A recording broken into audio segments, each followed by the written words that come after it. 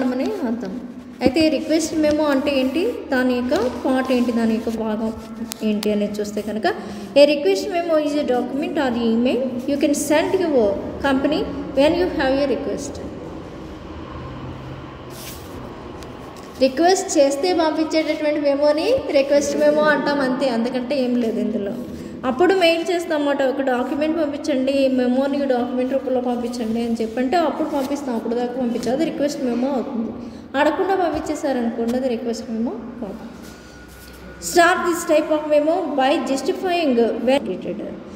మీకు ఎప్పుడైనా సరే ఈ యొక్క మెమోని ఎప్పుడు స్టార్ట్ చేస్తే జస్టిఫై చేసుకోవాలి, మనకు అసలు పంపించడం అనేది పూర్తయిందా లేదా, పంపించింది కరెక్ట్గా వెళ్ళిందా లేదా అనేది ఒకసారి చూసుకోండి.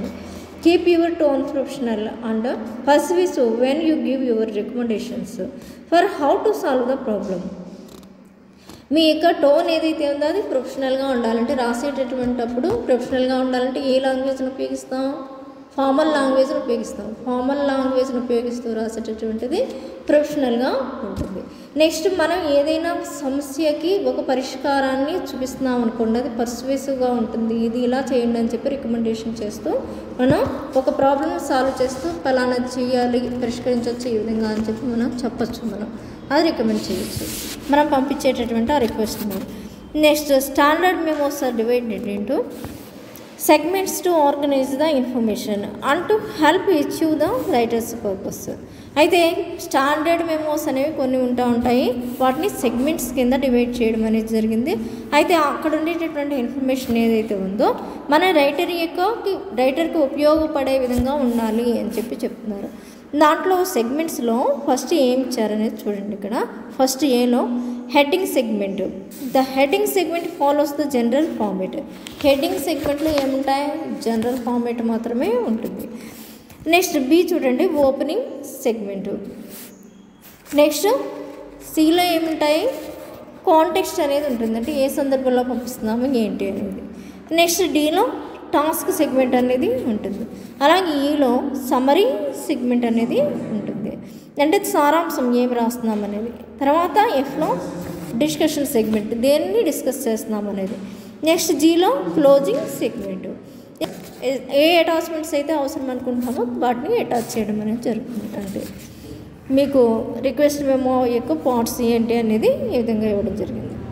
And coherency in communication. అసలు కమ్యూనికేషన్లో క్లారిటీ అండ్ కొహరెన్స్ అంటే ఏంటి అంటే, కొహరెన్స్ అంటే ఒకదానికి సంబంధం ఉంటే కనుక అది కొహరెన్స్ అన్నట్టు.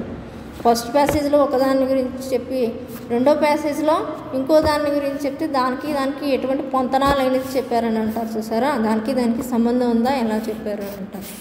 అలా కాకుండా కంపల్సరీగా కొహరెన్స్ అనేది ఉండాలి. ఉంటే కనుక మనకి ఏమవుతుందంటే చెప్పింది ఒక రకంగా ఫలానా విషయాన్ని చెప్పారనేది ఉంటుంది, అది కొహరెన్స్ అవుతుంది అన్నమాట. క్లారిటీ ఏంటి, స్పష్టత అన్నమాట. Clarity is the covering up of a different. Coherence on the other hand it is illusion that an argument holds together, that is all of one piece. మామూలుగా అయితే కవరింగ్ మన క్లారిటీ అనేది ఏంటి, వేరేగా ఉన్నదాన్ని ఇక్కడ డిఫరెంట్, టీఏడి కాదు, different అన్నమాట, దేన్ని కవర్ చేస్తూ ఉంటుంది క్లారిటీ, స్పష్టత అనేది. కొహరెన్స్ ఒక విధంగా ఉంటే ఇల్యూజన్ ఆఫ్ ఆర్గ్యుమెంట్, ఇల్యూజన్ అంటే భ్రమలో ఆర్గ్యుమెంట్ చేయడం వేరు, ఇది ఖచ్చితంగా జరిగింది అని చెప్పడం అనేది వేరు. Illusion of N argument holds together, రెండింటినీ ఒక పక్కన పెడితే మనం ఏదైతే కరెక్ట్ అనుకుంటామో అది క్లారిటీగా చెప్పగలం. ఇల్యూజన్ అంటే మనం ఏదైతే భ్రమపడుతున్నామో అది అదే అని ఆర్గ్యుమెంట్ చేస్తున్నామో అది వేరుగా ఉంటుంది. అందుకని ఈ రెండింటినీ ఒక పీస్లోకి ఒక దాంట్లోకి తీసుకురావాలి. చివరికి వచ్చేసరికి మనకి స్పష్టత ఉంటే కనుక మనం భ్రమపడేది కరెక్ట్ కాదు, మనకి ఇదే క్లారిటీ స్పష్టంగా ఉంది అని చెప్పి తెలుసుకుంటాం. Coherence belies the function that the writer is whole subject, incomplete and control of his or her writing, in habit of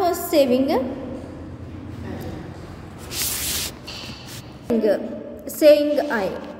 మరి కొన్నిసార్లు చాలామంది ఏం చేస్తూ ఉంటారంటే కొన్ని రకాలైనటువంటి రాసేటటువంటి ఉంటాయి, అలవాటుగా చేస్తారన్నమాట.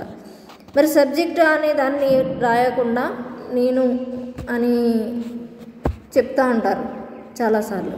అంటే ఈ నేను అనేది ఎవరికైనా తెలిస్తే కనుక ఓహో పలానా వాళ్ళే చెప్తున్నారని అనుకుంటారు. కానీ first of all paragraph start చేశారనుకోండి, ఏదో రాస్తారు, I'm mister Rama and I'm writing from so and so, పలానా చోటు నుంచి రాస్తున్నానని చెప్పి ఏదో రాస్తారు. అక్కడ ఐ అనేది ఎవరు ఒకసారి చెప్పేసాం కనుక అక్కడ నుంచి ఐని యూజ్ చేసినా పర్వాలేదు.